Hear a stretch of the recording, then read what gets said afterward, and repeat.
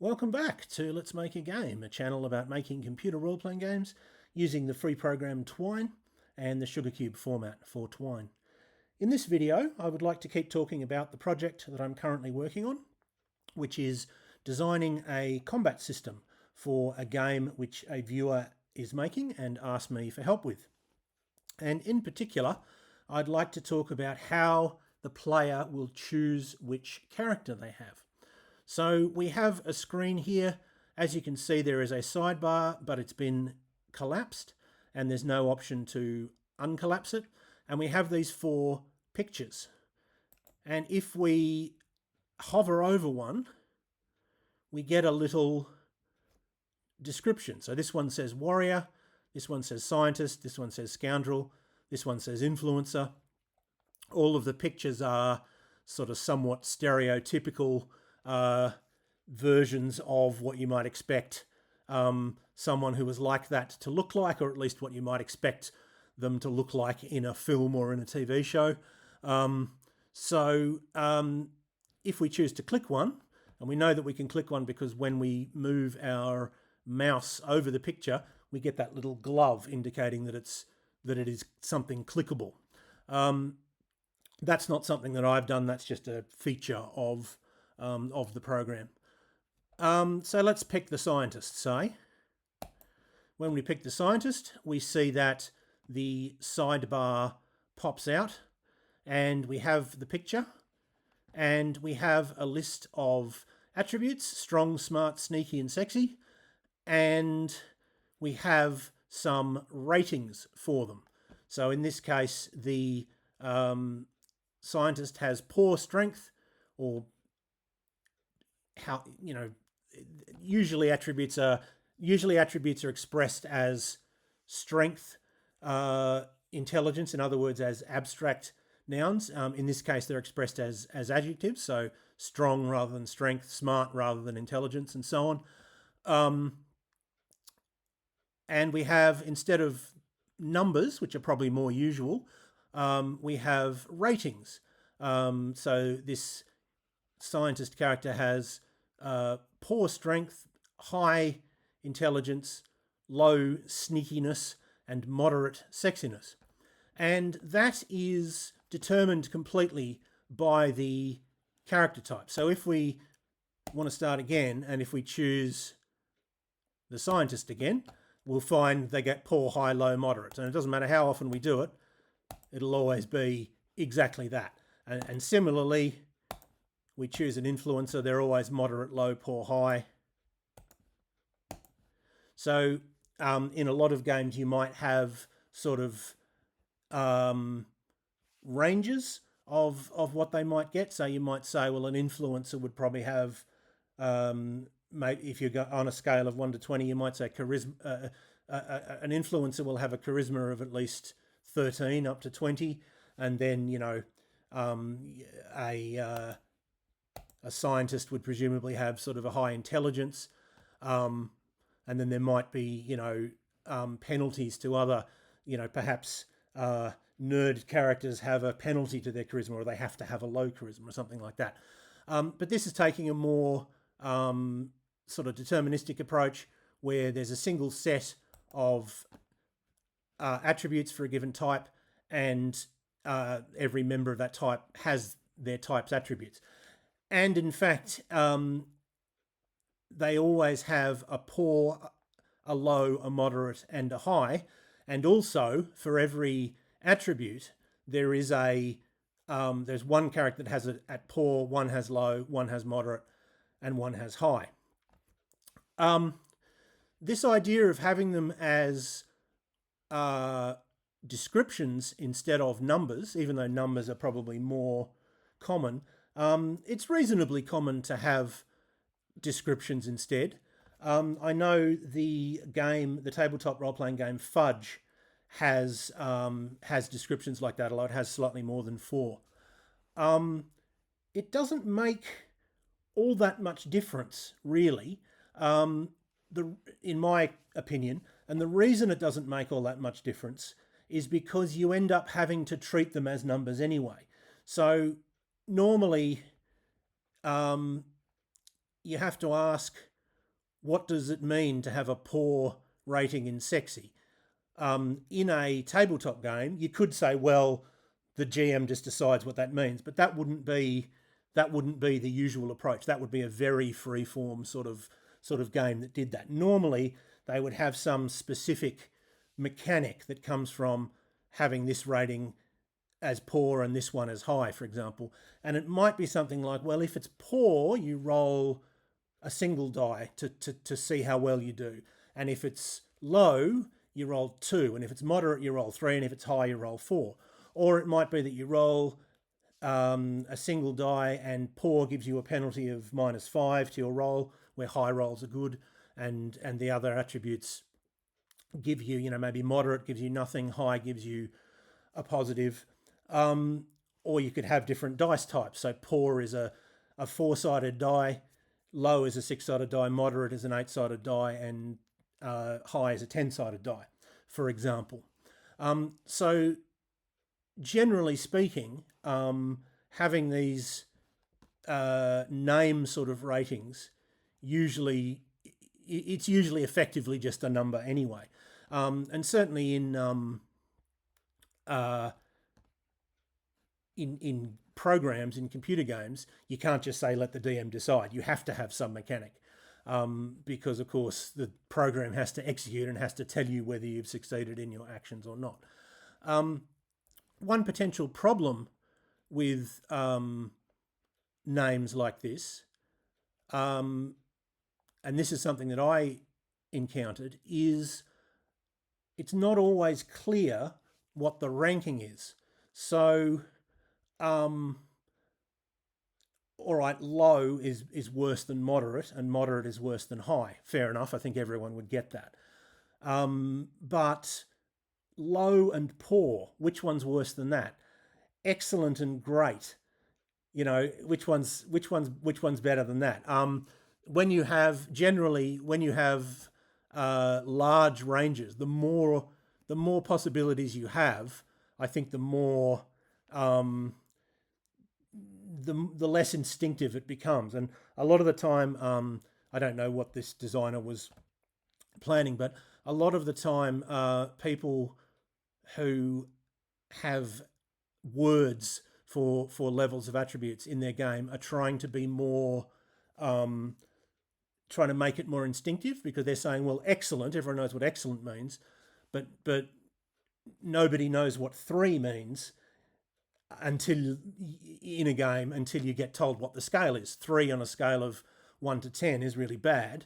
3 on a scale of 1 to 100 is really, really bad, but 3 on a scale of 1 to 3 is really good. So 3 doesn't instantly convey that. And so they're trying to, I know this is what Fudge did. I'm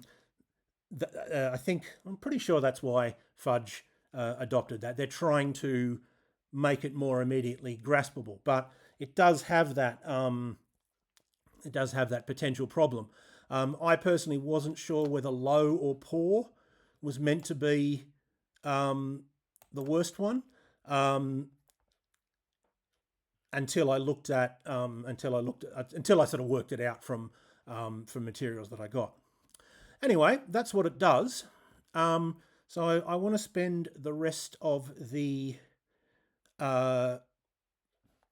video showing you the code that allows it to happen. This is quite similar to other things we've done. We've done similar character creation, but it's worth going over again, and there are some differences. So now someone left a comment on one of my videos recently asking whether I could have longer and more descriptive attribute names. Normally I just have, if I can, I have single letters, $A, $B, $C, etc. And then if I run out of single letters, I try for sort of 2 letters. And they said that they found that made it more difficult to follow what was going on. So in this, and from now on, if I remember, I will, and if I don't remember, please remind me, I will be trying to have longer names that sort of describe what's happening a bit better. All right, so here we are in initialize. I've got a note to myself to remind myself to give those longer names. So the first attribute we have is $ATT_NAME. So obviously that stands for attribute name, and it is a string array, as usual, not using the 0 slot, and it describes the 4 attributes, which are strong, smart, sneaky, and sexy. Then we have $PER_name, and that is, it's very, very similar layout. That is the name of the 4 personas, which is what the creator of this game calls them, basically classes or sort of pre-generated characters. We have warrior, scientist, scoundrel, influencer. I might have gone for athlete instead of warrior. Warrior seems a bit fantasy-ish for this setting, but anyway, whatever. Warrior, scientist, scoundrel, influencer. And here we have a two-dimensional array, $ATT_PER. So that is meant to be attribute by persona. And what this has is the attributes of each of the personas. So this one is the attributes of persona number 1. So this is the attributes of the warrior. The attributes of the warrior are 4, 1, 3, and 2, and that is in the same order as in this array here. So that means their strong is 4, their smart is 1, their sneaky is 3, and their sexy is 2. And similarly, the second persona, which we can see in this array, we can see is the scientist. The scientist has, sorry, clicked the wrong thing. Oh my goodness. There we go. The scientist has 1, 4, 2, 3, meaning that they have their strong is 1, smart is 4, sneaky is 2, sexy is 3. But of course, and so on. And of course, because we display them, we don't display them as 1, 3, 2, and 4. We have to have an array that sort of translates these numbers into words. And that's what $VAL_NAME is, which of course stands for value name. So slot 1 is poor, and that tells us that a value of 1 in this array means poor and is displayed as poor.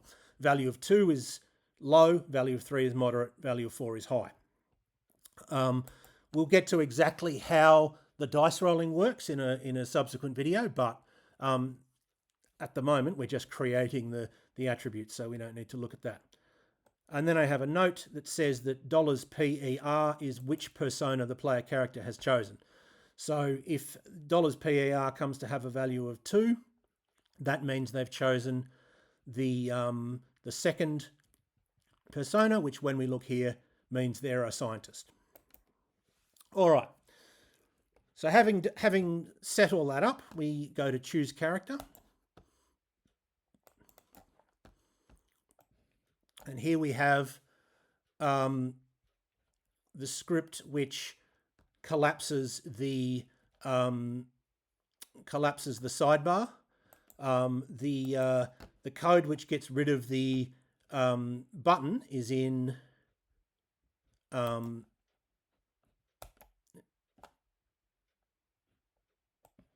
the style sheet. So we collapse the sidebar.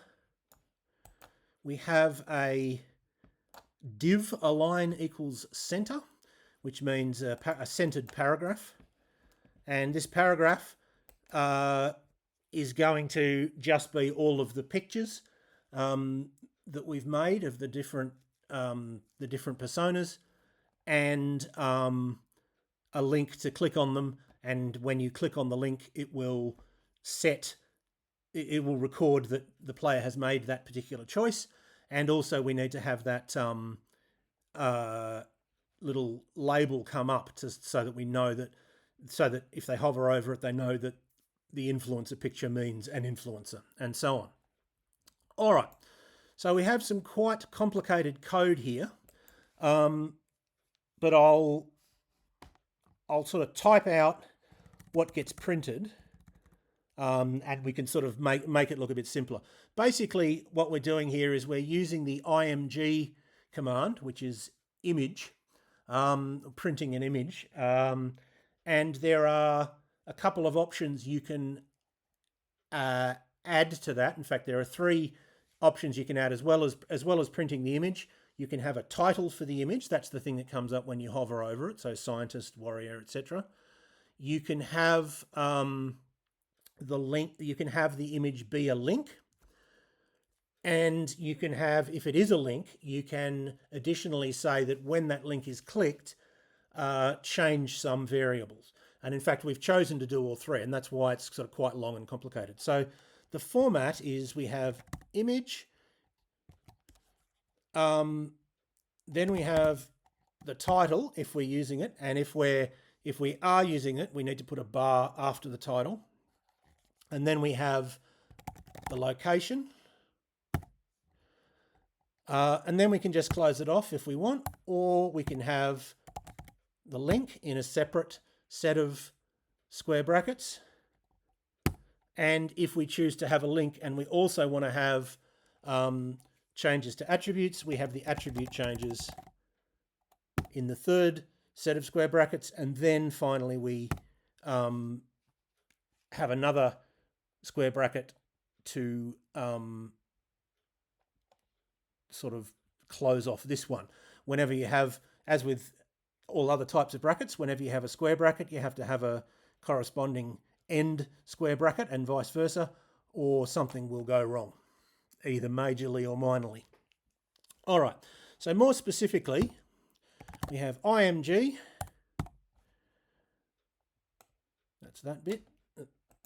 Then it prints the persona name that we're looking at the moment. So let's say scientist is the one that we look at. Then it prints a bar and the word art and slash. Then it prints that persona name again. So that is exactly the same as that. And then it prints .png, and then an end square bracket and a square bracket, and then the words show character, and then an end square bracket, and then a square bracket, and then $PER2, and then a number, whatever number is the number of the loop that we're doing. So let's say 3. Once again, I've done what I've got a loop going from 1 to 4. What I really should do is have a variable which is the number of different personas and have it go up to that variable, because then if the person who's designing this decides to add another character type, they can just change that variable and everything will work easily. But I don't think they're gonna change. In my defense, I don't think they're going to change the number of personas, because it's a very sort of symmetrical setup, with 4 attributes and 4 personas, and them all being sort of good in one thing, and etc. So I'm going to just stay with that, even though I will note that it's probably sort of poor programming to do that. And then finally we print the 2 square brackets. So let's match. So we might get something like this, and then of course I don't know if scientist is actually the 3rd one. Let's have a look. No, scientist is the 2nd one. So if it was showing scientist, it should be showing 2. But anyway, and so it'll go through 4 times and print that, but with different numbers and different names. So what does that mean? Well, let's match this line with this line. So the title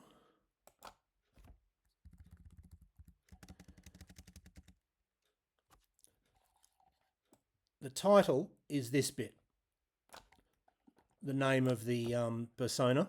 The location is always art/scientist.png or whatever it might be.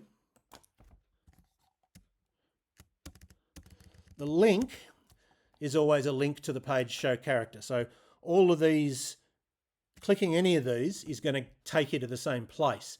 The only thing that's different is in the next bit, which is the attribute changes, or in this case, a single change, which is $PER to 1, 2, 3, or 4. So each of these is going to take you to the same page, which is show character. The only difference is that that $PER is going to have a different value. And then after we print that picture, if Z is less than 4, we print this ampersand NBSP semicolon. And that is a special bit of code that's sort of built into HTML. That is a non-breaking space, and that prints it prints a space, which is just what you get when you print the space bar. But it's a bit more sturdy. You could say, why don't you just do something like that instead, which would be a lot more easy. That'll be a lot easier to see what's happening. I did try that, and it didn't work. It printed all of the pictures right next to each other. So for some reason, just doing ampersand NBSP sort of said, all right, I definitely have to do a space or something. It worked when I did that. The reason it's called a non-breaking space is that it won't do a line break. That's not really relevant here, but that's just the origin of the name non-breaking space. So if you have something like, let's say,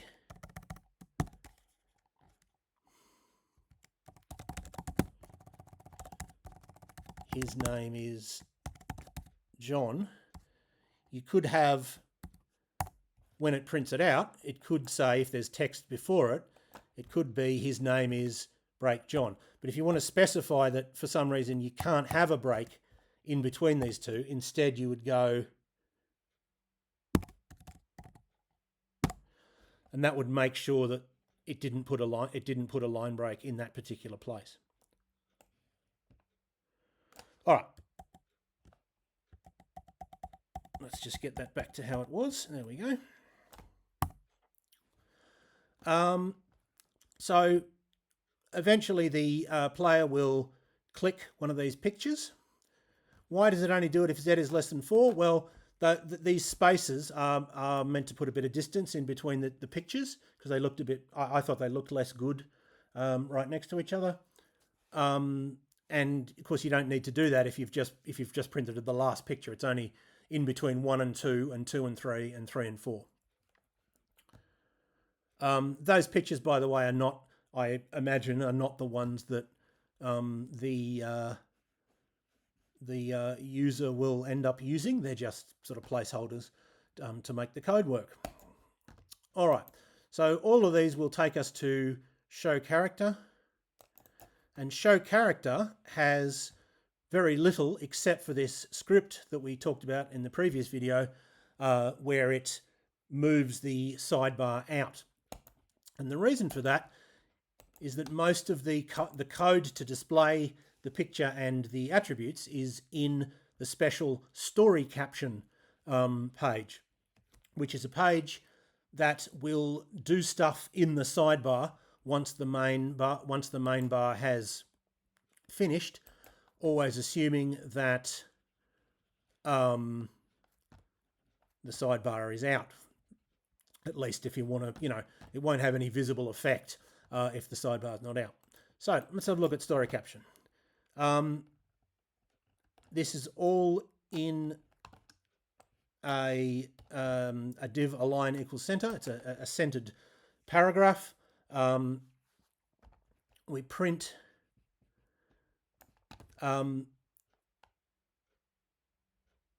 square bracket img square bracket art slash then $PER underscore name square bracket $PER end square bracket. Well, that's what persona they've chosen. So let's say it'll be PER underscore name 3, for example. It'll look at that array. Let's say the value's 1. It will say, okay, that's warrior. And so it will take this as being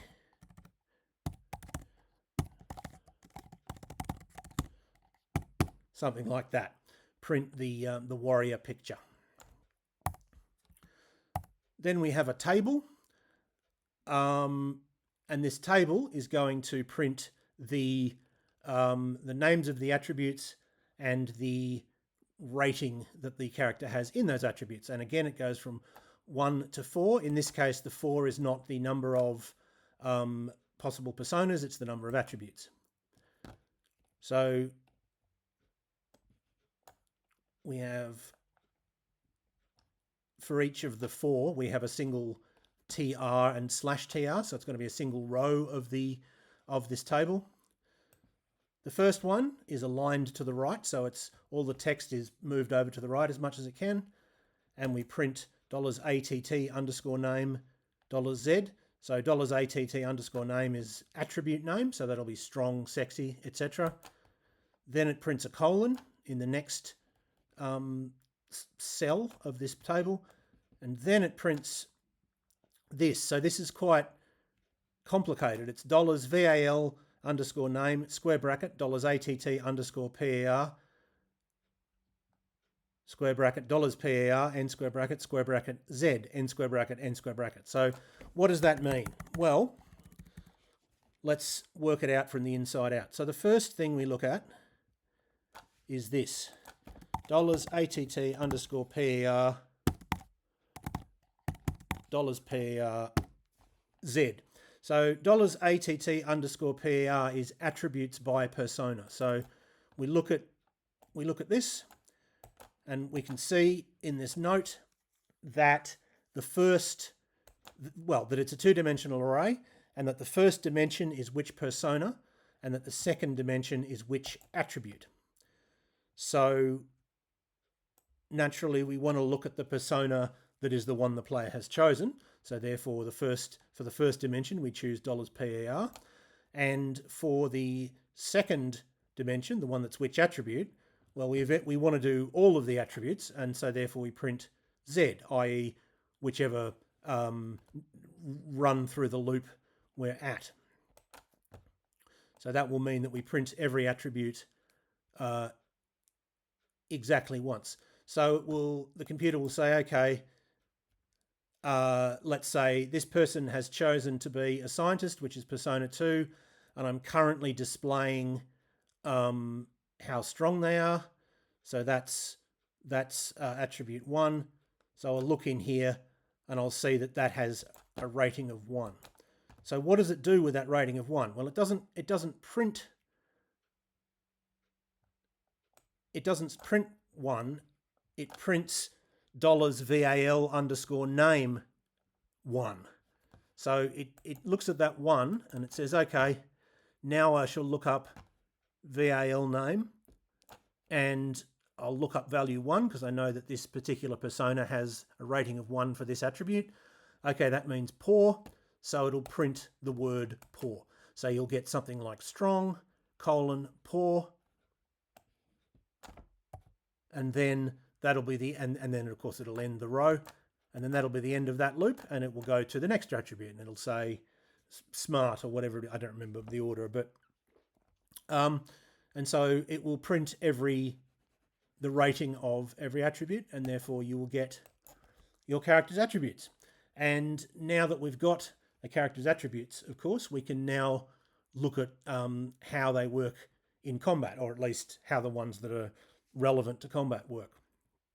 But for now, I hope that was useful or interesting to at least some of you, and I hope you will tune in next time.